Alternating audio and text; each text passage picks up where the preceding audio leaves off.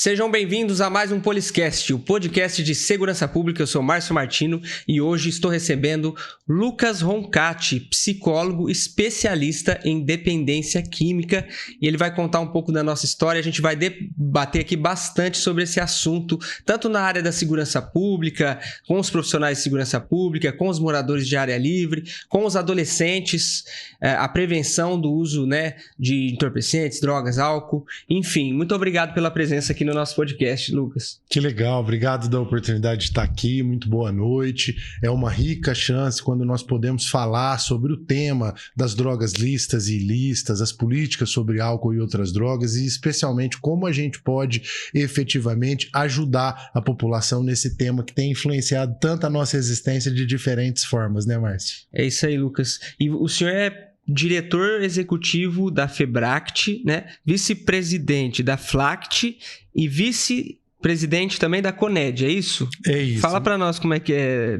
Explica essas siglas aí pra gente. Vou contar um pouquinho pra vocês. A FEBRACT é a Federação Brasileira de Comunidades Terapêuticas, uma organização que desde 1990 atua nos eixos de capacitar os profissionais que trabalham com dependência química, qualificar as instituições e desenvolver políticas públicas que insiram esse tema da dependência química. Então, nesses mais de 34 anos de existência, a FEBRACT, nós completamos agora em outubro de 2024, 34 anos de existência, a FEBRACT foi galgando espaços que pudesse melhor alcançar o tema da dependência. Então, nós estamos na FLACT, que é a Federação Latino-Americana de Comunidades Terapêuticas, que tem sede no Chile. Eu estou vice-presidente através da FEBRACT, e nós também ocupamos a vice-presidência do CONED São Paulo, que é o Conselho Estadual de Política sobre Drogas. Em São José do Rio Preto, a minha cidade natal, onde eu vivo hoje, eu também participo da Comunidade Sol como vice-presidente, que é uma organização que desde o ano 2000 atua atendendo a população que padece da dependência química e outras vulnerabilidades aqui em São José do Rio Preto. Ah, muito bom. Bom, antes da gente começar já o papo de vez, vou pedir para você que está assistindo o podcast que se inscreva no canal Márcio Martino, aqui no Poliscast, dá aquele like para a gente disseminar bastante esse conteúdo muito importante hoje. E eu queria presentear o nosso convidado com um boné do Poliscast, um boné personalizado aí do nosso podcast. Obrigado. Muito obrigado, viu? Que honra. Bom, vamos falar então da dependência química. A gente tem vários assuntos para pautar aqui, né? Eu queria que o senhor falasse da questão dos moradores de área livre, né? Como que meio que virou um problema, assim, cada vez uma crescente, né? Assim, eu até vi uma pesquisa um tempo atrás que de muitos anos aumentou 900% de moradores de área livre. A gente que anda na cidade, né? Mesmo aqui em São José do Rio Preto, vê o aumento assim, da população, tanto usuário de álcool, drogas, e que está morando na rua, né? É muito desafiador e realmente esse crescimento exponencial, nós técnicos do serviço social, técnicos da saúde, nós pudemos observar isso ao longo dos anos. Eu, nesses 15 anos que eu atuo nessa área, desde 2009 aqui em Rio Preto, acompanhei isso explicitamente nos serviços, como as pessoas que a gente atende têm cada vez mais chegado nessa condição, em situação de rua. Então, nós temos um fenômeno que é bastante social, né, Márcio? Quando a gente conversa, e eu digo quando a gente conversa, não apenas quando a gente aborda essas pessoas em situação de rua, como tem serviços estruturados em Rio Preto para isso, mas quando a gente fala com as pessoas que passaram na ONG e que ficaram bem, que conseguiram se estruturar, a história desses indivíduos é carregado de bastante privação de oportunidade. Então, esse sujeito, acho que talvez não cabe a nós aqui nesse momento entender se a origem está no ovo ou na galinha, mas esse sujeito é um sujeito adulto, na sua maioria, né? Pessoas com uma questão ligadas à baixa escolaridade, ligada à má qualificação profissional, sem renda, sem moradia. Então, nós temos um desafio com a população em situação de rua que passa pela droga, mas que não para na droga, que está muito além desse cenário. Então, quando a gente enxerga o fenômeno da pessoa que está nessa área livre, que vive nessa situação de uso ou não, mas que vive em condição de vulnerabilidade, nós precisamos, como nós falávamos aqui no backstage, né, pensar em múltiplas ações, como a gente pode alcançar efetivamente essa população. E quais são os tipos de tratamento que existem para esse tipo de população? Ou também de outras, né? Porque acho que também o uso, né, de drogas lícitas ou ilícitas, ele também não está só naquela pessoa mais pobre ou que está morando na rua. Acho que está em todas as classes sociais, né? Que legal, Márcio. Esse é um ponto muito, muito importante. Primeiro, da gente pensar a complexidade da dependência química afetando as diferentes camadas da população. E isso se evidencia na prática. A gente olha no consultório e eu, como psicólogo, atendo em São José do Rio Preto pessoas de diferentes classes sociais que estão ligadas a diferentes áreas de atuação e que não necessariamente estão em situação de rua, bem como na ONG a gente atende uma população que padece do uso de álcool, cocaína, crack e outras drogas e estava em situação de rua. Então, a dependência de fato não seleciona por classe social. Ela alcança todas as populações e todas as populações também podem alcançar tratamento.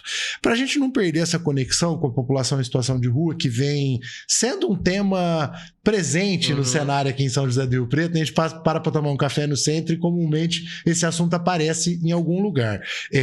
Nós estamos numa cidade que tem desafios que precisam ser superados, sem dúvida, mas que se estruturou muito na referência de saúde mental, notadamente nos últimos 10 anos. Então, hoje, uma pessoa que esteja em situação de rua, ela está passível de receber uma abordagem social de uma ONG que é a Só Por Hoje, aqui em São José do Rio Preto. Então são profissionais, cito aqui o Eurico, que é um profissional que trabalha, profissionais especializados em fazer abordagem com essa população. Então conversar com esse indivíduo para sensibilizar ele a buscar uma melhora, a buscar uma outra condição de vida. Esse sujeito que topa, ele acessa no âmbito do SUAS serviços como CRAS e CREAS, que são o CRAS a porta de entrada da assistência e o CREAS o serviço mais especializado. No SUS, esse indivíduo tem a possibilidade de ir para um CAPS-AD. Rio Preto tem 2 CAPS-AD, que são Centro de Atenção Psicossocial, Álcool e Drogas. Nós temos o CAPS-AD Norte e o CAPS-AD Sul. Nesse serviço SUS, totalmente gratuito, ele pode construir o que a gente chama de plano terapêutico singular, ou plano individual de atendimento, para encontrar serviços que atendam à necessidade dele. Então, de repente, ele precisa ir para uma comunidade terapêutica, como é o caso da Sol. Ele vai ficar um tempo lá para se estruturar e se reorganizar, para, de repente, acessar uma república, e aí a gente já está num serviço que ele está trabalhando, que ele está se organizando financeiramente e cuidando da sua recuperação. Então, respondendo a sua pergunta com a prática, com aquilo que a gente tem disponível na rede. Nós temos, além dos movimentos da sociedade civil, que precisam ser citados, Pastoral da Sobriedade, grupos de narcóticos anônimos, alcoólicos anônimos, Amor Exigente, as associações antialcoólicas, tudo isso está disponível gratuitamente no território para as pessoas. E além do movimento da sociedade civil, um importante movimento do poder público para criar estratégias para essa população. Então, nós podemos nos reunir para dizer, poxa, legislativo ou executivo do município, tá faltando, o Rio Preto precisa fazer mais, mas nós não podemos negligenciar o que está sendo feito, porque tem muita gente em atendimento, é importante a gente conseguir reconhecer também, sim, né, Márcio? E essa dependência, né, ela tem, não vou dizer cura, né, porque isso não, acho que não sou entendido do assunto, mas é uma palavra acho que um pouco forte, né, mas às vezes a gente vê muitas famílias desesperançosas, né? Porque não é um problema fácil de lidar, né? Mesmo quem fuma um cigarro, só o cigarro já é difícil de largar. Imagina outros tipos de drogas ou álcool, enfim. Tem jeito? Tem solução? Que bom falar disso, viu, Márcio? Tem sim, tem solução. Tem solução. A dependência química tem solução. Nós não temos uma perspectiva de cura, porque a dependência química é uma doença crônica, uma doença que tem essa característica da progressividade. Ela tende a ir aumentando, se acelerando, se ela não for estacionada. Mas a gente tem muito recurso de tratamento. Então, nós precisamos olhar para sujeitos como eu e você, que trabalham, que têm família, que estão organizados e que podem ter uma dependência, que está no tabaco, que está no álcool, que está na cafeína, que às vezes está na droga ilícita. E é importante que a gente saiba, e quando a gente está falando de segurança pública, a gente precisa estender isso para quem está trabalhando com segurança pública, que a pessoa tem muitas possibilidades de tratamento, inclusive que antecedem uma internação. Então, se você que nos escuta está pensando aí, poxa, eu tenho um problema com uma dependência de álcool, uma dependência de cocaína, uma dependência de qualquer droga que seja, lícita ou ilícita, eu só vou ter solução se eu me internar. Não, existem muitos recursos ambulatoriais, tratamento psicológico, acompanhamento com médico psiquiatra, atividades de lazer, espiritualidade, cultura, que promovem uma interação e uma mudança sem que a pessoa precise se internar. Então é importante a gente alcançar esse lugar. Tem solução, a gente tem tido excelentes resultados, a Sol e outros serviços aqui em Rio Preto. Muitas pessoas têm se recuperado e conseguido reorganizar a sua vida a partir do que a própria vida é mesmo, né? Cada um no seu lugar. As pessoas têm encontrado solução para a dependência química. Importante você falar disso, e aqui no Poliscast a gente realmente não tampa o sol com a peneira. A gente sabe que tem sim profissionais, por exemplo, da segurança pública que tem sim o vício no álcool, na droga. Ninguém está livre, né, desse tipo de fato, né, de dependência, e não condenando nem julgando ninguém, né, logicamente, mas existem, né, e às vezes essa pessoa também se vê numa situação de tipo mais desespero, por exemplo, como que eu vou procurar ajuda sendo que eu tenho que ser o exemplo, né? Sendo que eu tenho que... eu sou a proteção da sociedade e eu tô caindo naquilo que eu não poderia, né? E é um ponto importante. A primeira vez que eu recebi no consultório um profissional da segurança pública para tratar uma condição bem importante de alcoolismo, e essa pessoa tá bem, essa pessoa ficou sóbria, encontrou uma excelente estabilidade na vida, diferente de quando ela chegou, eu me deparei com uma realidade estarrecedora. Por quê? As dependências, elas são multifatoriais. A dependência não é, a gente fala, patognomônica, né? Quando um sintoma só é capaz de caracterizar uma doença. Isso não é o caso da dependência. A dependência tem múltiplos fatores. Então o sujeito entra lá para a segurança pública, talvez com 16, 20, 25 anos de idade, e ele carrega uma história que pode até ser que essa dependência ainda não apareceu. E esse cara, depois de começar a trabalhar, intensifica o seu consumo de álcool, e essa dependência vai aparecer, nessa hipótese que eu crio aqui de uma dependência alcoólica, esse sujeito está com 3, 4 anos atuando na segurança pública, e ele vai se ver nesse lugar do não posso parar, do não posso interromper. Como assim eu vou procurar meu chefe para falar que eu estou bebendo demais? Quem falou que isso é doença? Então esse tabu, e eu tô aqui na lícita. Imagina para um sujeito que infelizmente tenha desenvolvido uma dependência por uma droga ilícita, uma cocaína, uma maconha, o quão difícil é para esse sujeito conseguir sair desse tabu. Então é importante que os profissionais saibam, quando a gente recebe alguém lá no consultório, e estendo isso aos meus colegas psicólogos e médicos psiquiatras, a preservação do sigilo desse paciente é fundamental, indiscutível, porque essa pessoa precisa encontrar nesse lugar do sigilo a possibilidade da mudança. Então foi muito bom você tocar nesse ponto para que a gente alcance talvez aquele sujeito que está em situação de rua e está sofrendo, mas que a gente também alcance o sujeito que agora está no seu próprio carro, na sua própria televisão, no seu celular nos escutando e de repente está precisando desse apoio, né? Sim, é verdade. E também na segurança pública, né, os policiais, talvez por conta do estresse, né, e também porque tem a facilidade, né, eu nem gosto talvez de falar tanto desse assunto, mas tem a facilidade, eu vi uma palestra até de um bobeiro que fala muito desse assunto num congresso, tem a facilidade do cometer o suicídio, porque ele tem uma ferramenta muito próxima ao seu lado. Então, a importância, né, às vezes a pessoa vai de uma dependência química para uma coisa pior ainda, né, de ceifar, então uma coisa que exige um tratamento, uma atenção especial, né? Esse ponto nos leva a uma discussão que talvez requeira até uma conversa por si só, né? Que são as comorbidades. Basicamente, assim, numa linguagem simples, são transtornos psiquiátricos que têm a sua etiologia, a sua base relacionada. Por exemplo, um sujeito que por conta do abuso do álcool desenvolveu uma depressão. E não tinha depressão no percurso daquele sujeito, mas por abusar muito do álcool, ele desenvolveu uma depressão. Então, ele acaba ficando com um duplo diagnóstico.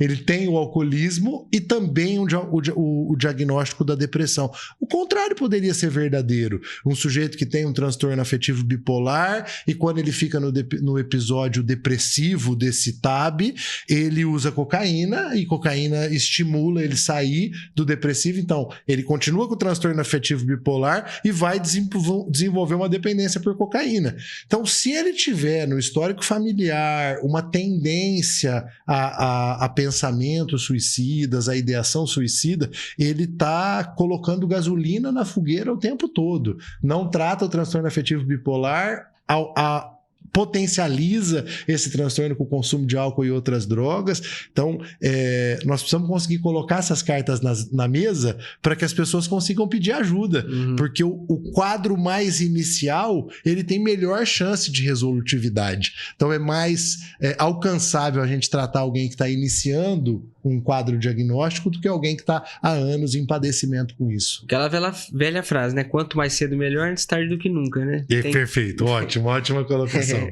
E como que a pessoa, por exemplo, o senhor falou de depressão. Quais são os sintomas? Tipo assim, eu acho que eu tô com depressão. Como que cria um diagnóstico?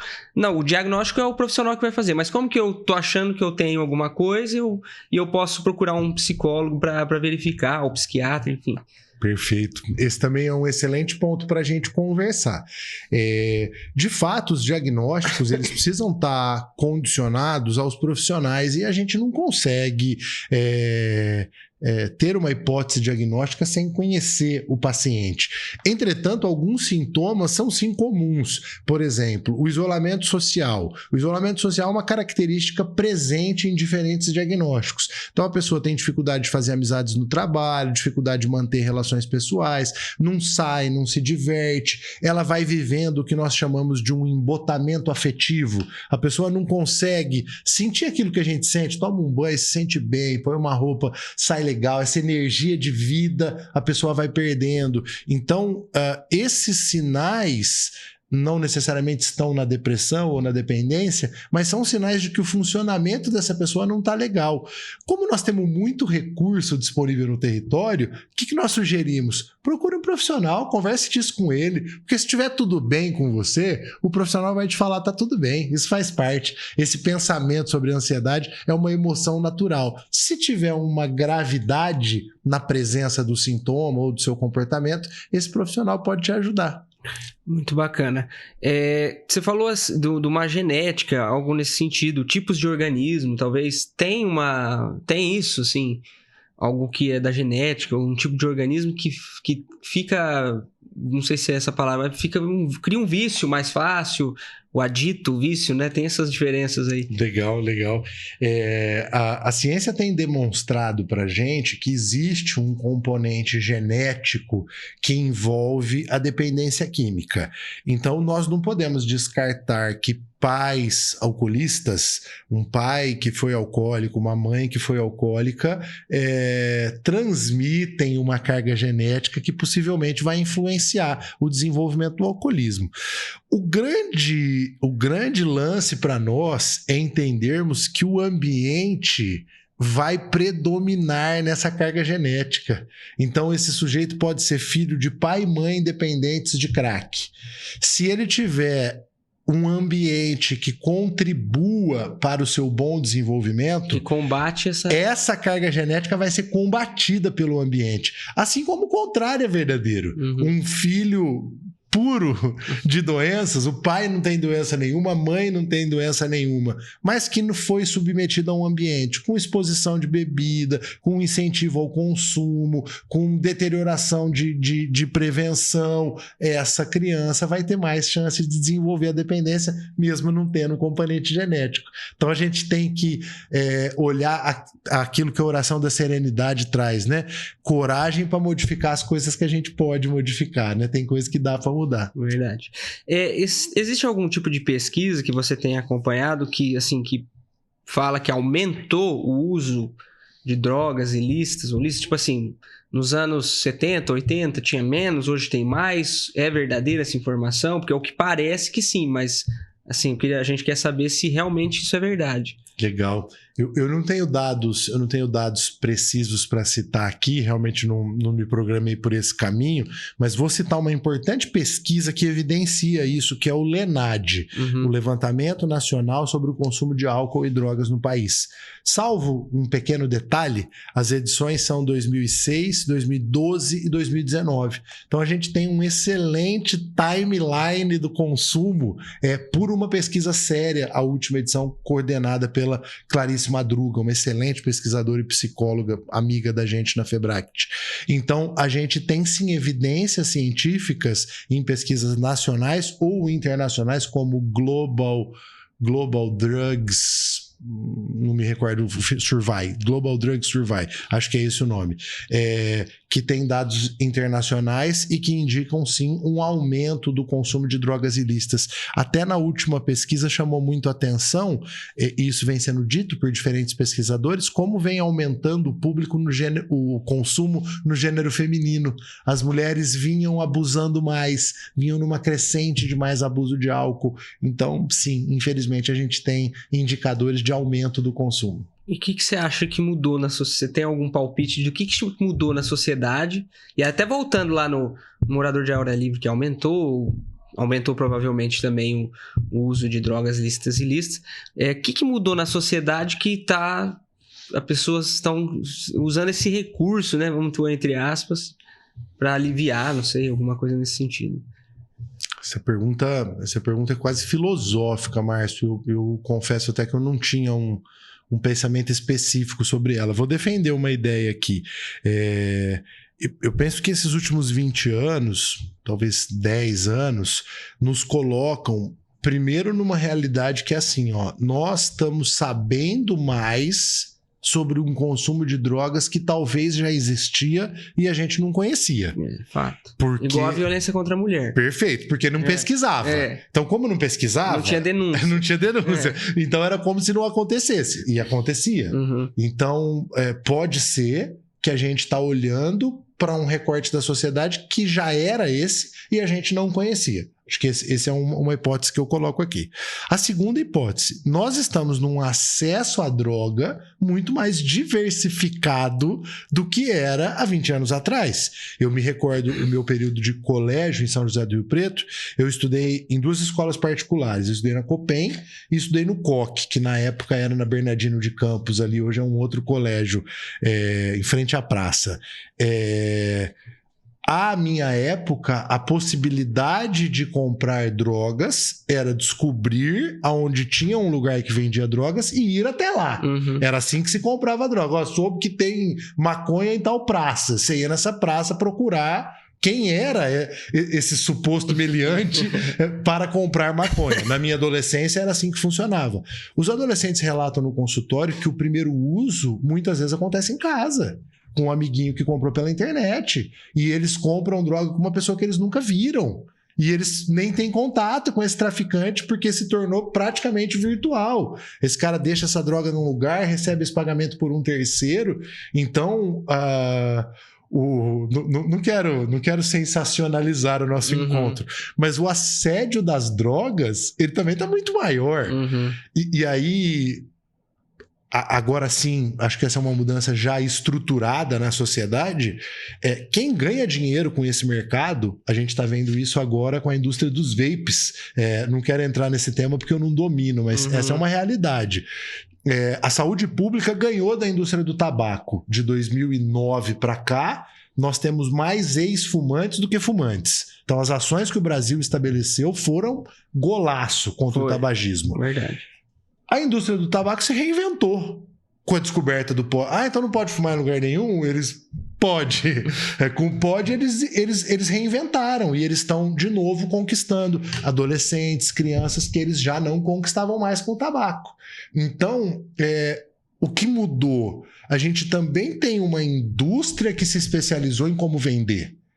Nós estamos falando de uma indústria milionária, né, cara? Tem o status também, né? Porque parece que o tabaco tinha aquelas propagandas, muitos filmes, né? Eu lembro do filme das décadas de 60, 70, era bonito fumar. Os caras em cavalos, né? Os caras em cavalo, ator de cinema de Hollywood, enfim, tudo aquela pompa, né? E talvez o pod, não nessas proporções, mas tem também o... é legal, você é descolado, tem esse lance, né? E como essa indústria explora isso com sabedoria, né? Porque eu posso me recordar, eu tenho 38 anos de idade, eu posso me recordar, nós estamos falando de 30 anos atrás, da sensação de assistir uma propaganda, não vou dar esse boi para eles, né? De uma marca de cigarro que vinha um cara cavalgando num campo lindo e no final da propaganda ele parava e acendia um cigarro. Nossa, aquilo transmitia uma emoção assistir aquela propaganda, né? Aí eles foram proibidos disso e agora eles estão pegando a galera nesse que é hype, né? Na modinha, então o desafio é grande. E aí, já aproveitando, o álcool também tem muito isso, né? Porque às vezes a gente, por ser uma droga lícita, né? O cigarro teve muito essa campanha de propaganda negativa, né?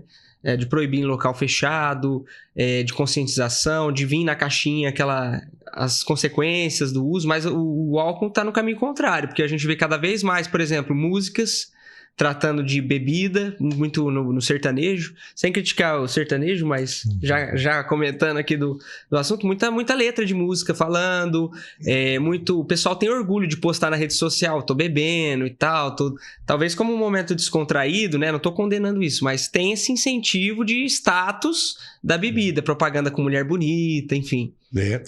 Tão forte, você tem muita razão, Márcio. Aproveita a galera do sertanejo, já que a turma quer beber, vem ajudar a gente a cuidar dos que precisa também, a gente equilibra, a gente faz um meio a meio aí entre nós e vocês.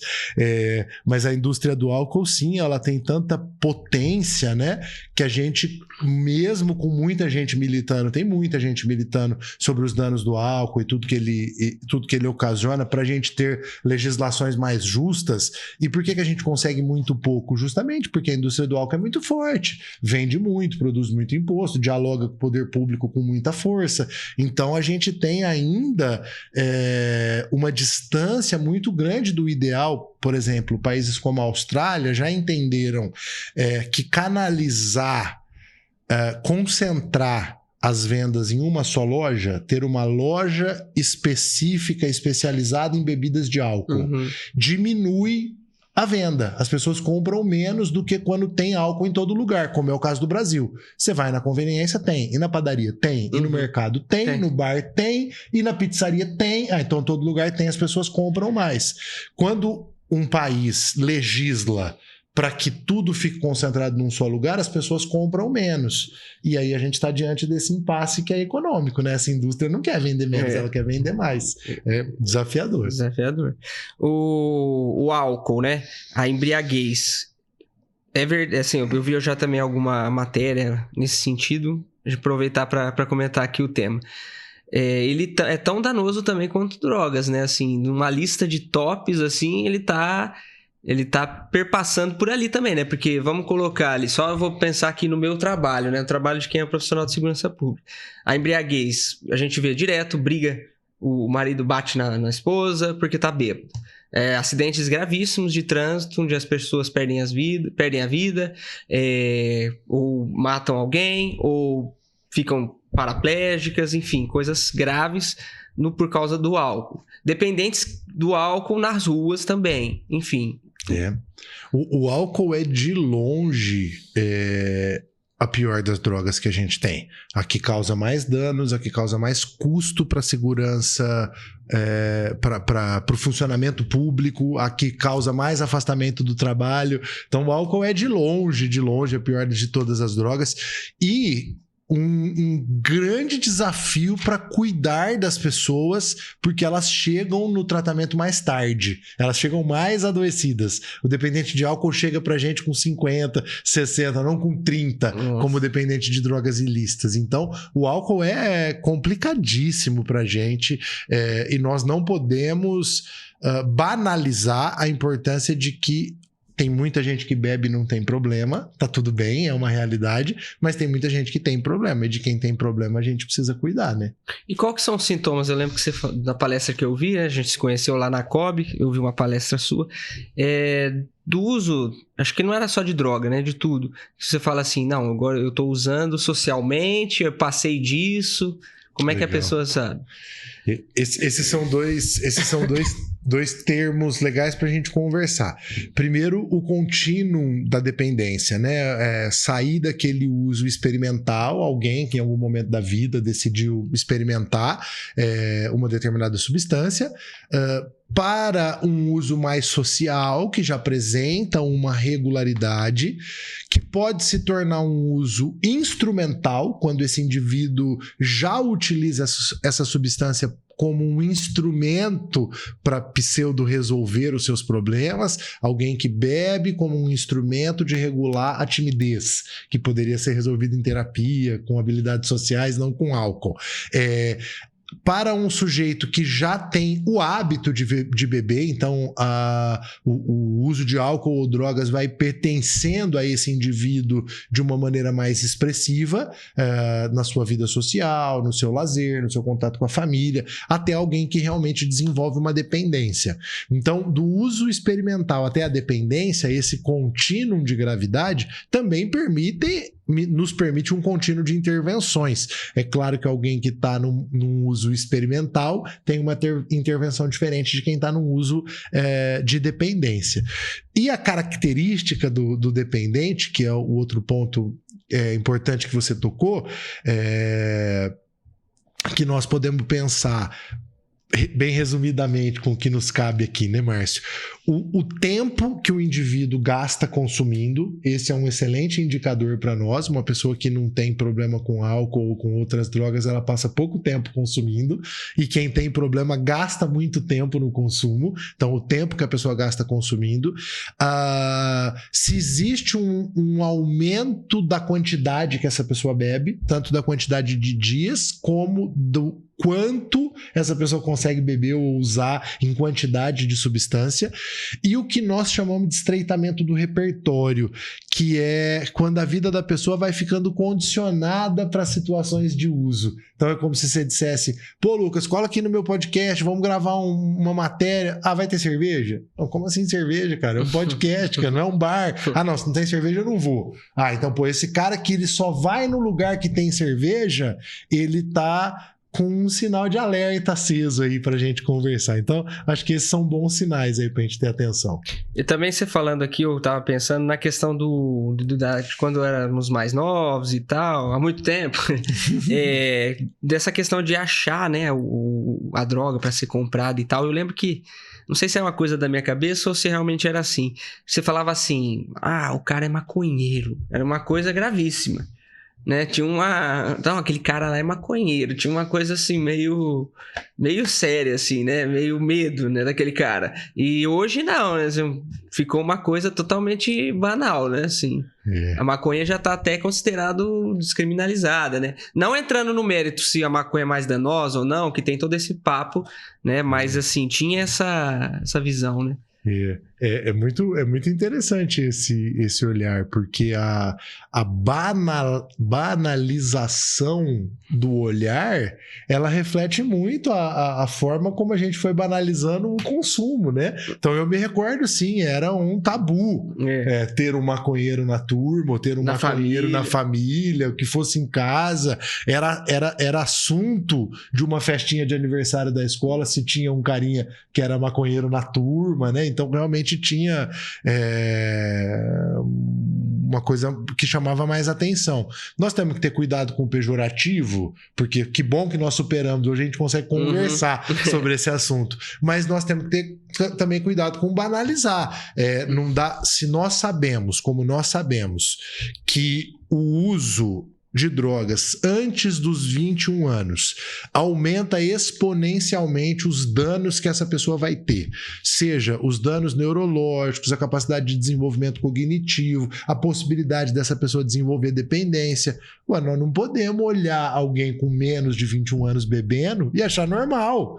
Nós não podemos olhar um adolescente de 15, 16, 17 anos fumando maconha e achar normal, porque biologicamente não é normal. Biologicamente é danoso. Lucas, você tá falando que maconha é... Não tô falando nada. Tô falando o que é uma realidade. A maconha provoca danos para mim, para você e para os adolescentes de 15 anos. Os que têm menos de 23 anos provoca muito mais dano. Então, a gente tem que ter atenção com isso. A maconha não causa o mesmo tipo de dano que o crack não causa o mesmo tipo de dano que o álcool traz, mas ela causa outros danos e a gente precisa conseguir olhar para isso, né? Verdade. Então foi bom que você entrou no assunto, que eu também queria falar dessa prevenção do uso, né? Principalmente para adolescentes, hoje até crianças, que a gente pode se incluir aí no meio, né? Então, queria saber quais são as ações, né? O que é o mais importante? Legal. É muito, muito importante nós conseguirmos olhar para a prevenção do uso e abuso de drogas numa perspectiva que seja científica. Então, nós ficamos por muito tempo no Brasil achando que a experiência de pessoas que pararam de usar drogas era uma forma de prevenção. Então, a gente levava o cara que tinha problema com droga e que tinha se recuperado na escola para ele falar para a molecada que ele tinha usado droga, que droga não sei o quê, e que a droga acabou com a vida dele, que ele se recuperou. Uhum. Todos nós encontrou em algum momento da história um depoimento desse na escola. Porque a gente achava que isso era uma prevenção. Os estudos foram mostrando que isso não previne, pelo contrário, que até dá uma incentivada, aguça a curiosidade da molecada. Você transmite uma ideia do tipo, se você usou e se recuperou, então, se der errado comigo, eu também posso me recuperar, né? Porque você está aqui hoje, faz até palestra. Então, foi um efeito contrário de prevenção.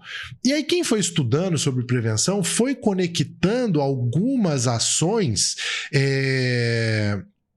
um pouco mais eficazes. Por exemplo, a presença do núcleo familiar, a capacidade da criança fazer a possibilidade da criança ter refeições em família, poder fazer as refeições em família, vai inserindo um senso de proteção que é muito mais preventivo, porque a criança desenvolve capacidade de dizer não, do que ela saber ou não o efeito de determinada droga, saber se a maconha é verde, a cocaína é amarela, tem menos eficácia do que essa sensação de pertencimento. Nós já percebemos que quanto menor exposição ao consumo, menos chance essa criança tem de experimentar precocemente. Então, o que nós precisamos fazer enquanto pais, enquanto adultos? Discutir que situações que nós podemos evitar que as crianças estejam expostas. Porque, por exemplo, se eu vou na casa de um familiar e as minhas filhas vão comigo, lá tem bebida alcoólica, eu não tenho como evitar. Eu vou deixar de ir, vou deixar dela ver as priminhas dela, eu não tenho como evitar. Agora, a vez que é na minha casa, se eu não bebo, eu posso dizer, não, aqui em casa não vai ter bebida alcoólica. No aniversário das crianças não vai ter bebida alcoólica, porque é um aniversário infantil. E os adultos não vão. Tudo bem, porque é uma festa infantil, não é uma festa para os adultos. Os adultos podem beber em outro lugar. Então, evitar a exposição ao consumo, que é exatamente o inverso do que aconteceu com a gente, né? Nós vimos de uma geração que os nossos pais e avós faltava enfiar na nossa boca, às vezes enfiava. Às vezes enfiava. Molha só a chupeta. Molha só a chupeta na espuma, né? Então, complexo. Só para ele sentir o gostinho. Que bom que nós mudamos isso. E que mais? Eu lembro que tinha adiar o primeiro consumo, menor exposição, falou. Múltiplas atividades também, né?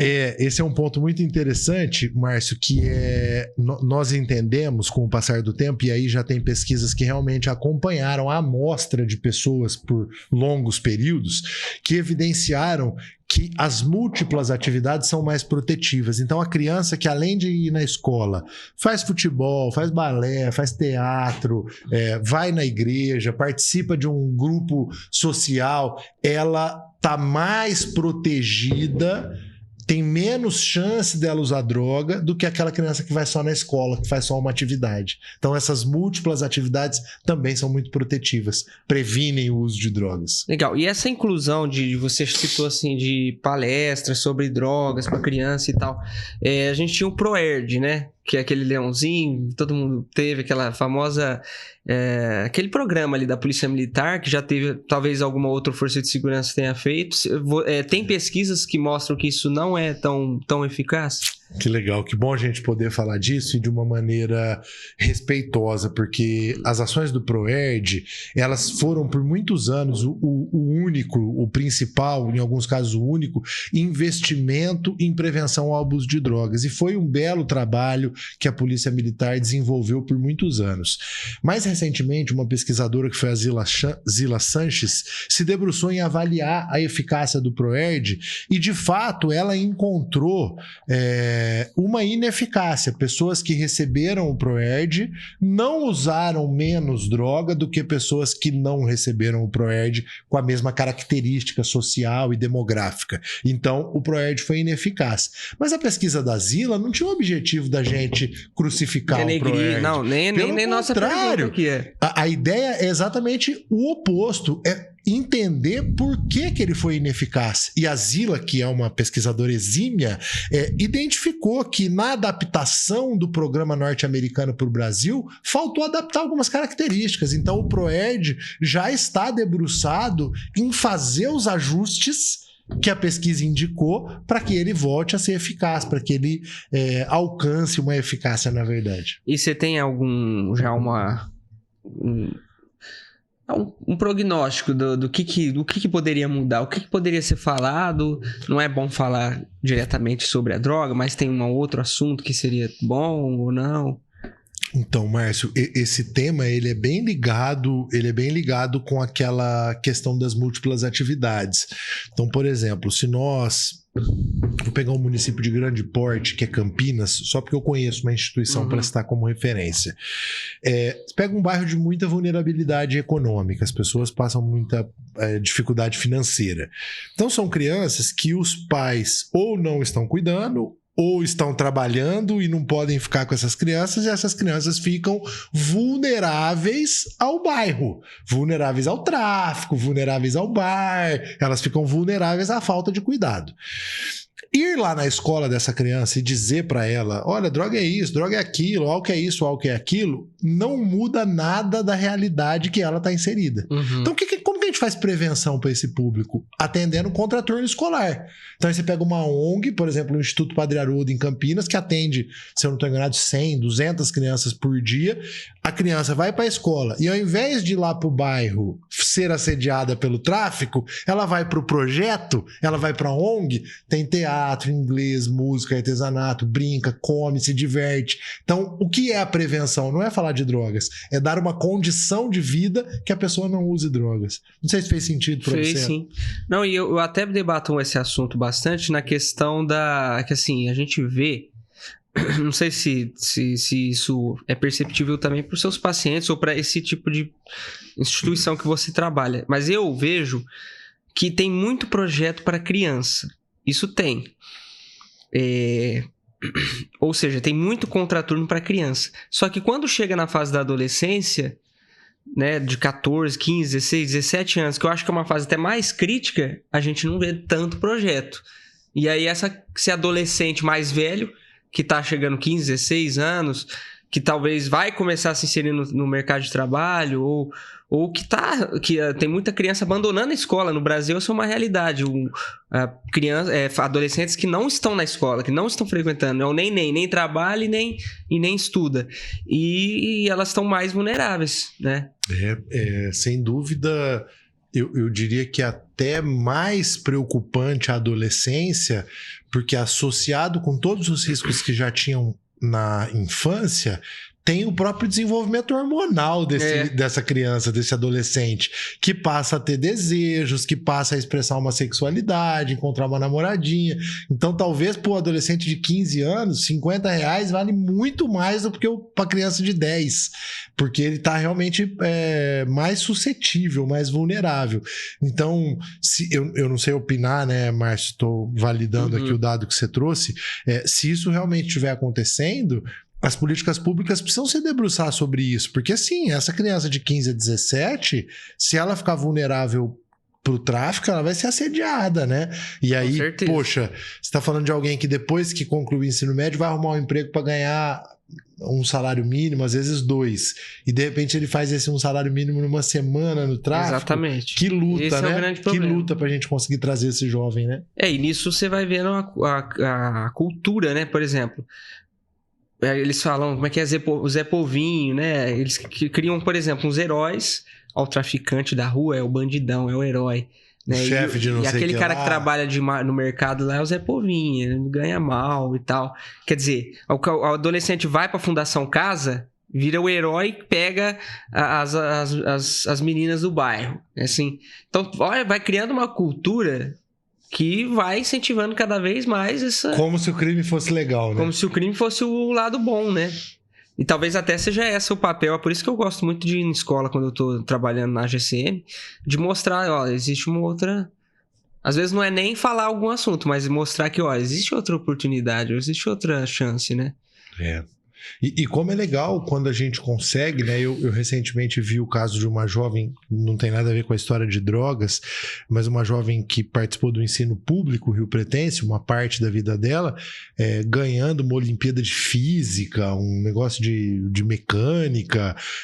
Então, tô trazendo esse caso para dizer assim, quanta possibilidade a gente tem para dar para os jovens de trabalho, de ganhos, de perspectiva de vida, que não estão concorrendo com uma cadeia, que não estão concorrendo com caixão, que não estão concorrendo com distância familiar, com sofrimento, né, com violência.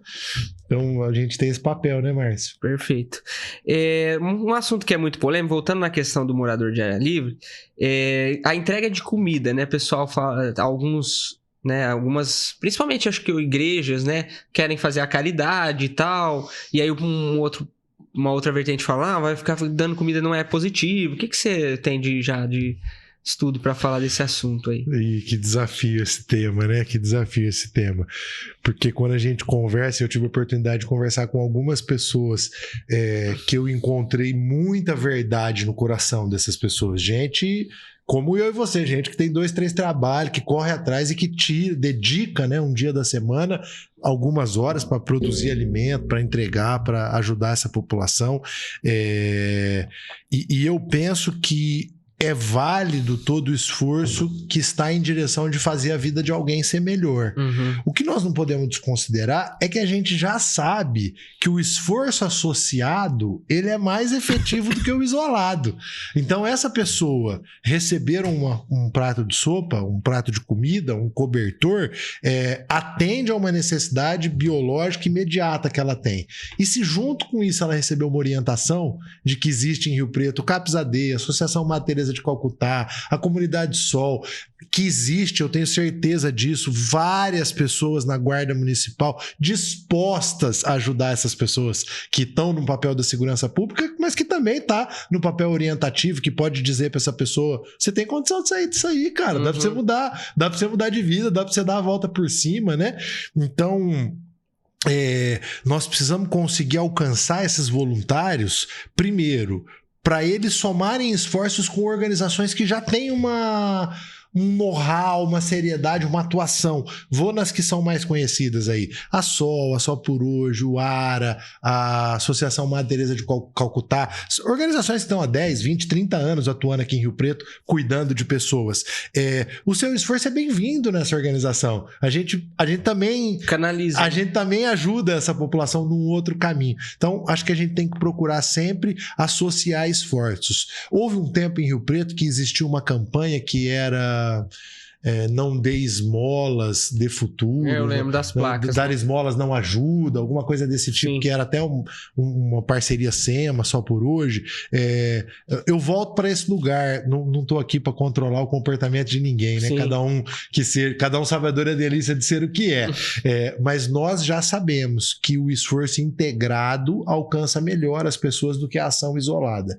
Então, eu sair daqui e ir lá na Badia com o meu carro, falar com as pessoas, talvez eu vou alcançar alguém vai parar, olhar no olho, mas se a gente fizer isso integrado com o sistema de abordagem, a gente consegue melhor alcançar as pessoas. Legal, isso a gente estava falando também antes de começar aqui do questão da Cracolândia, né? Que nem esse termo nem é muito legal de ser usado, né? Porque a Cracolândia dá uma impressão de que é uma Disneylândia do crack, né? Um parque de diversões. Então, que era melhor usar cenas de uso, né? Enfim. O que você tem para falar disso? Nós temos mesmo nos debruçados em acabar com o uso dessa terminologia Cracolândia, que se remete a essa ideia mesmo de um lugar de diversão, uma espécie de playground de uso, e o que as pessoas têm nesses lugares não é um parque de diversão, né? São lugares com mau cheiro, com má condição sanitária, com sofrimento, né? Então, a gente tem usado cenas abertas de uso para esses locais de uso. O ponto ponto, talvez, principal que nós precisamos valorizar é conseguir intervir nas cenas abertas de uso de maneira multi e transdisciplinar, como já acontece muitas vezes. Então, uma ação da Polícia Militar, da Polícia Civil, voltada para a apreensão do tráfico, que vai possivelmente migrar esses usuários daquele lugar logo após a intervenção. Essa ação isoladamente pode resolver parcialmente a questão do tráfico, pode prender algumas pessoas, mas não vai mudar a condição de vida daquela população. No dia seguinte, aquela população continua com abstinência de drogas, sem grana, sem casa, sem trabalho, sem família. Então, se junto com uma ação da Polícia Militar, da Polícia Civil, da Segurança Pública, nós associarmos ações da Secretaria de Saúde, ações da Secretaria de Serviço Social, como a gente tem visto aqui não me recordei o nome, que o Pelarim tem promovido um mutirão da solidariedade, salvo engano, né? Quando a gente promove ações integradas, a gente alcança mais lugares que precisam ser transformados do que ações isoladas. Então, de novo, a SOL em Rio Preto, enquanto comunidade terapêutica, enquanto serviço residencial, enquanto república, ela é efetiva? Ela é efetiva. A gente ajuda muitas pessoas sequencialmente aqui em Rio Preto. Sem o CAPS-AD, nós não damos conta. Sem a segurança pública, nós não damos conta. Sem a educação, nós não damos conta. Então, não sou eu que vou resolver. Eu sou a ponte para ele chegar no Poupa Tempo e tirar o RG e tirar a carteira de trabalho. Eu sou a ponte para ele ir na Secretaria do Trabalho e ir lá no balcão de emprego e conseguir um emprego. Mas não sou eu que vou fazer o balcão de emprego. Sim. Então, a gente precisa dessa ação integrada. Mas não tem um núcleo meio duro, assim, de moradores de área livre que... Parece que é o pessoal que... Tem alguns que precisam realmente do auxílio ali e tal, procuram ajuda ou são ajudados e tal, mas parece que tem um núcleo assim que não quer sair daqui. Ó, eu quero morar na rua, eu quero usar droga, eu quero beber, o que eu gosto é isso. E não quer, talvez, trabalhar, enfim, fazer outras atividades. Eu reconheço que sim, Márcio, e eu reconheço que esse núcleo duro, ele não está só na população de rua. Acho que essa é uma característica muito forte da dependência. As pessoas são acarretadas de uma negação. Então você conversa com um sujeito... Que declara, vivenciei essa semana numa situação social lá, até tinha um consumo de álcool. Eu não consumo bebida alcoólica já faz 15 anos, mas entendo que tem algumas pessoas que consomem. E nesse local tinha consumo de bebida alcoólica e tinha um cara destoando, nitidamente. Enquanto cada um tomava uma latinha, ele tomava 3. Enquanto a pessoa tomava vinho, ele tomava duas taças de vinho. E quando você fala com ele e ele traz, não, eu tomo até 30 latas de cerveja, eu tomo, mas a questão é que eu não tenho problema com isso aí, eu posso parar. Como assim? Você toma 30 latas de cerveja, você tá fora da curva muito. Mas esse cara tá no núcleo duro, ele não consegue nem ouvir que ele tem problema. Porque eu tenho uma empresa, porque eu tenho uma família, porque eu tenho um carrão, o que você quer falar pra mim? Então, tem esse núcleo duro na dependência. Às vezes nessa pessoa que está em situação de rua. E o que acho que cabe a gente é não perder a esperança de que esse sujeito representa só uma parte, tem um tanto de outras pessoas que a gente consegue alcançar. E segundo, que eu vou trazer um caso aqui público, conhecido aqui de Rio Preto, vou tomar a liberdade, acho que ele não vai se sentir ofendido, que é o Antônio Marcos, que foi conhecido por muito tempo como poeta. Ele ficou por muitos anos em situação de rua aqui em Rio Preto. Se eu não estou enganado, é 20 anos que ele ficou em situação de rua. O Antônio Marcos passou por diversas abordagens, passou por uma comunidade terapêutica, passou por uma república, ele está há uns 2 anos que ele está sóbrio, trabalhando, registrado CLT, ajudando outras pessoas. Então, estou usando o caso do Antônio Marcos para ilustrar aqui que a gente não pode perder a esperança, que às vezes não é nesse momento. Eu fui em várias abordagens que você fala com a pessoa e ela fala, nem vem. Se você me dá 10, eu converso com você, senão você nem vem aqui. E que talvez naquele dia estavam engajadas em usar. E que a gente acerta uma segunda-feira de ressaca, que a gente acerta a perda de um familiar, uma fala assertiva, né? E consegue alcançar aquela pessoa. Então, pra gente não perder a esperança, por mais difícil que seja. E você falou de não que você não bebe há 15 anos, entre beber socialmente, né, e não beber, melhor é não beber. É difícil, essa é difícil. Essa é difícil. Você vai se convencer o público. Não, meus pacientes que me escutarem do consultório vão falar, pô, já conversei disso com ele lá, né? Porque a gente fala com muita frequência isso no consultório. Algumas pessoas, como foi o meu caso, né? Acho que isso não está no aspecto profissional, está no aspecto pessoal da minha vida. Algumas pessoas desenvolvem um transtorno por uso de substância, desenvolvem um transtorno pelo uso de álcool. E quando elas chegam num tratamento para dependências, elas veem na abstinência total uma possibilidade da mudança do estilo de vida. Então, para mim, basicamente, se eu olho a minha vida, eu parei de beber com 23 anos num uso crônico de álcool. Tive problemas de saúde, problemas sociais por conta desse consumo. Então, se eu enxergo a minha vida antes do meu consumo e depois do meu consumo, a mudança no estilo de vida que eu imprimi para fazer faculdade, filhos, constituir família, profissão, me desenvolver, me posicionar no mercado, aprender a cuidar de mim, cuidar das minhas emoções, sem o álcool eu estou indo bastante melhor. Então, no meu projeto de vida, eu não estou disposto a realmente correr esse risco. É evidente que os seres humanos são muito singulares. Então eu atendi inúmeras pessoas que não encontraram abstinência total e que encontraram melhora no estilo de vida. Eu conversava ontem com uma senhora tabagista de 61 anos e que ela já chegou a fumar 30 cigarros por dia. Aí ela mudou para... não posso falar a marca, né? Por uma espécie de paeiro pronto, famosinho aqui no estado, por sinal. E ela começou a fumar, sei lá, 10, 15 desse cigarro. Agora ela tá parando, ela tá fumando 2 por dia. E, poxa, cara, que golaço! Ela quer parar mais. Ela quer, parece que tem uma artista que fuma 1 por dia e ela quer fumar 1 paeirinho por dia, é a meta dela. Mas, poxa, que golaço pra uma pessoa que fumava 10 cigarros de paeiro por dia e ela tá fumando 2, ela não tá abstinente total, mas ela tá indo super bem e isso precisa ser bastante valorizado. Então, eu deixo essa, acho que no âmbito pessoal. No âmbito pessoal, eu gosto do meu tempo limpo, eu gosto do meu tempo de abstinência e eu não tô disposto a negociá-lo. Eu tô só por hoje, como a gente diz, né? Só por hoje eu não vou beber. Mas essa não é a única forma de cuidado. Algumas pessoas melhoram, inclusive com substituição de drogas.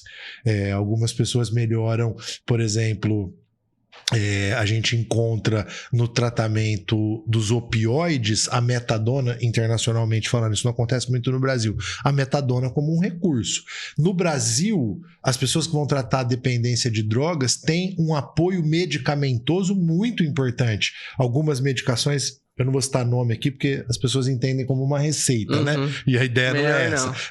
Mas algumas medicações são muito efetivas em tirar o desejo de beber, o desejo de consumir. Ah, Lucas, mas aí o psiquiatra tá dando droga para tratar a droga? Ah, se você quer chamar assim, tudo bem. Ele tá dando remédio para tratar a dependência de drogas. Sim. O remédio é uma droga? É uma droga, mas que tá tendo uma função que não é deixar a pessoa doidona, né? Até porque, por exemplo, num tratamento de depressão, já ouvi falar isso, né? Mas tô aqui de leigo, né? Já aproveitando a pergunta.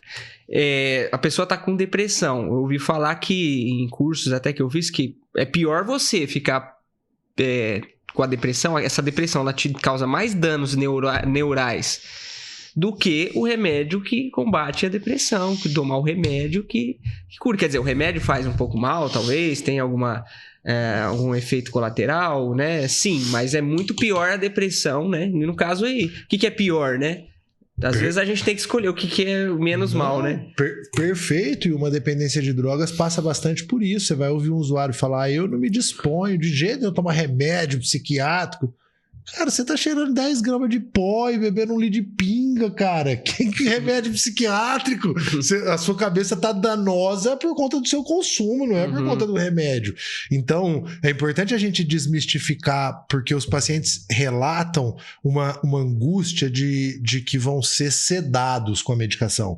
Não, eu preciso vou tomar remédio psiquiátrico, eu vou trabalhar, eu vou ficar babando. Não, a ideia não é essa, Você pega uma medicação para ansiedade, ela ajuda a pessoa a conseguir pensar melhor. Você pega uma medicação, alguém que tem um TDAH, e a pessoa não consegue se concentrar, não consegue ter atenção, não consegue sair de casa, não consegue trabalhar. Essa medicação dar uma reguladinha no funcionamento da vida da pessoa para ela melhorar, né? Então tem um bom uso disso. Perfeito. E você falou bastante também, né, que às vezes a gente fica condenando, não vou usar essa palavra, mas julgando o pessoal aí que usa droga na rua, e realmente é difícil, porque eles estão na situação de que eles são incômodos para a sociedade. Né? O usuário que tá na rua, que tá incomodando, que tá cometendo crimes, furtos, sem querer passar a mão na cabeça, lógico. Não se pode condenar, mas também não se pode, né, desconsiderar e achar que isso não é um problema. Mas assim, a gente tem que também ver a situação que tem, por exemplo, dentro de condomínios, pessoas que têm muita condição financeira e estão também comprando, quer dizer, alimentando o tráfico de drogas e às vezes condenando o outro que está lá numa situação mais pobre, que está na cadeia, mas e ele? Está contribuindo com a parte dele de não dar dinheiro para o tráfico? Porque está cheio eu vejo em São José do Rio Preto aí o tráfico rolando solto em condomínio fechado, em pessoas que têm condição classe A, né, uma condição financeira muito boa, e estão lá dando dinheiro para o tráfico e fazendo festinha, enfim. Tem uma matemática simples da gente fazer nessa conta, que é assim, ó. Uma cidade como São Paulo, ela tem 12 milhões de pessoas. Se a gente olhar para uma pesquisa que indique aí alguma coisa entre 10% e 20% de algum uso de droga ilícita no ano, eu vou no 20%, vou no 10%, para a gente ser bem generoso. Nós estamos falando de 1.200.000 pessoas que usaram droga ilícita, se 10% da população de São Paulo tiver usado, 1.200.000. Se 20%, 2.400.000. 6 milhões de pessoas usaram álcool, 50% da população. Menor porque é 50% da população adulta, um pouquinho menos. Quantas pessoas estão em situação de rua lá? 10 mil pessoas? 12 mil pessoas? Ou 15 mil pessoas? Se esse número for muito alto, ele é 15 mil pessoas, ele é 1% da população que usa droga. Então o problema não está na população em situação de rua, absolutamente. Não é eles que estão mantendo o tráfico. Não, de longe. É uma matemática, eu acabei de fazer uma conta agora. É uma matemática. O Preto tem 500 mil habitantes, 600, 700, já ouvi da grande aí, não sei qual é o número exato, mas faz essa conta. Quantas pessoas estão em situação de rua? 1% das pessoas que usaram drogas, os outros 99% é gente como eu e você, que passa pela rua, você nem fala. Fala, olha que menino bom. E que pode ser que esteja com problema de drogas, né? Como se não fosse. Interessante essa matemática, assim, vamos além, né? Será que o tráfico de drogas sobreviveria só com o que ele vende pro morador de área livre? Será que sobreviveria? Nem o traficante do bairro, eu acho que sobreviveria, quanto menos o tráfico, né? Daí quem mantém esse tráfico não é quem tá preso, não é quem tá na rua. E eu vou no simples caso que você disse. Se nós fizermos uma festa... vou falar, lá em casa não tem uso de álcool nem tampouco de droga ilícita. A gente fez uma reunião familiar lá de 10, 15 pessoas para comer pizza, jantar junto lá, e com certeza cada um gastou 50, 100 reais, como normalmente a gente se reúne. Se a gente fosse usuário de droga ilícita, como você citou o caso dos condomínios, quanto essa galera não gasta numa noite? Se cada um gasta 500 reais, 10 pessoas, nós estamos falando de 5 mil. Quanto tempo demora para um fumador de crack que está no semáforo fumar 5 mil de crack? Então, sem dúvida, o problema não está só na cena aberta de uso, né? Realmente. Tem alguma relação, aí eu estou fazendo uma pergunta mais aleatória, mas tem alguma relação de uso do celular com droga ou não tem nada a ver? Que a gente vê assim, esse tema do celular na infância e tal, né? Eu não me recordo de ter lido nenhuma pesquisa especificamente sobre isso, mas eu assisti num congresso em Campinas, pena não lembrar o nome do autor, se eu lembrar eu vou falar, ou depois nos comentários aí da live eu tento localizar. Quando eu ouvi o sujeito falando sobre o looping infinito do Facebook e do Instagram, ele dizia da taxa de resposta que a luz promove para o olho da gente, dizendo que isso é tão rápido, essa satisfação imediata de você olhar e a tela já abrir sem você precisar fazer nada, e infinitamente você tá mandando estímulo. Imagina uma timeline de uma rede social que te manda imagem, foto, escrito e som ao mesmo tempo. Cara, é quase igual a dar um tiro, né? De tão rápido que é na cabeça. Então, não é uma fala científica aqui da minha parte, mas eu vou te dizer que sim, a gente vai encontrar uma relação dessa dependência de telas que está muito ligado com esse estímulo-resposta muito rápido, como o usuário de crack relata, né? O cara dá um trago a droga, vai pum, na cabeça dele, imediatamente. Esse imediatamente é um perigo para o nosso cérebro, né? E aí parece que, não sei se isso tem a ver com o que você está falando, mas creio que sim. Você dá um estímulo forte e fácil, né? Tipo assim, eu tô vendo um vídeo de TikTok, das redes sociais, uma criança principalmente que não tá tão formada assim, né? E ela tá se divertindo absurdamente com um estímulo muito rápido. E ela perde a paciência, porque é só coisa de 1 minuto, né? 1 minuto, 1 minuto e meio, 30 segundos, 2 minutos. E aí, será que ela vai ter paciência para ler um livro? Para fazer uma atividade na natureza? Uma coisa mais calma, né? Ver um filme mais longo, se ela tem um estímulo tão forte, né? Assim, não parece vai, que as outras coisas perdem a graça, né? Sim, a gente chama isso de reforço concorrente na terapia cognitivo-comportamental. O reforço concorrente vai ficando muito enfraquecido, né? Porque o tempo que ela demora para ler um livro e entender o que está acontecendo é infinitamente maior do que o que ela pega em uns 2, 3 segundos num vídeo, né? A gente vai ter dano nesse lugar. Né? Bom, a gente está chegando já ao fim. Eu queria, assim, falar sobre o sofrimento familiar, né? Porque, assim, a questão da dependência, ela traz um sofrimento familiar, né? E que essa família... Para dar um pouco também de esperança para a família, né? Porque às vezes a família não compreende, né? Porque também é difícil de compreender, né? A gente, por exemplo, na Guarda Lá, pega muito caso de mães que têm medida protetiva contra o próprio filho, porque esse filho está entrando dentro de casa, está furtando, está roubando, e aí é difícil, né, ter essa paciência, né? Eu queria que você falasse disso, da família, da importância. Legal, Márcio, que bom a gente conseguir encerrar essa conversa por esse caminho, porque os familiares são talvez onde mais dói da gente assistir, porque a família vem cheia de motivação para conseguir que a pessoa mude, para conseguir que a pessoa transforme a sua realidade, não tem o benefício do efeito da droga, porque a família não está em situação de uso, e o dispêndio do custo, da presença, da participação, diante de um sofrimento que normalmente passa por uma construção para a pessoa conseguir mudar. Então, é importante a gente falar com a família, porque essa família precisa desse suporte. E nós, talvez precisamos acolher muitas vezes mais esse familiar, ou até primeiro esse familiar, do que o próprio dependente. Então, as famílias podem encontrar, sem negligenciar, não quero fazer aqui a poliana, né? Tem muita gente que realmente o filho está numa condição tão dura que a pessoa não vai conseguir ver isso se modificar.